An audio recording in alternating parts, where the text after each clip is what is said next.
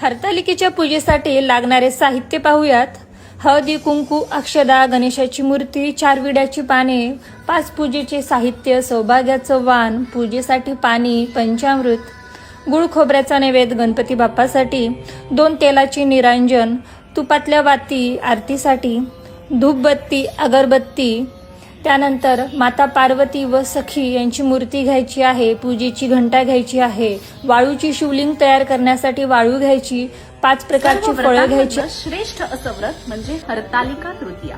हरतालिका तृतीयेला आवर्जून सौभाग्यवती स्त्रिया आणि कुमारिका स्त्रिया हा उपवास करत असतात. जसं ग्रहांमधला सूर्य श्रेष्ठ, नक्षत्रांमधला चंद्र श्रेष्ठ आणि नद्यांमध्ये गंगा श्रेष्ठ, तसं सर्व व्रतांमधलं श्रेष्ठ असं व्रत आहे हरतालिका तृतीया. कमी कष्ट आणि जास्त फळ देणारं हे व्रत असून सौभाग्य वृद्धीसाठी, चांगला नवरा मिळण्यासाठी, घरामध्ये शांती नांदण्यासाठी हे व्रत केलं जातं. कोणतंही व्रत करताना बघा आपल्याला आपल्यामधली एक पॉझिटिव्हिटी वाढत असते.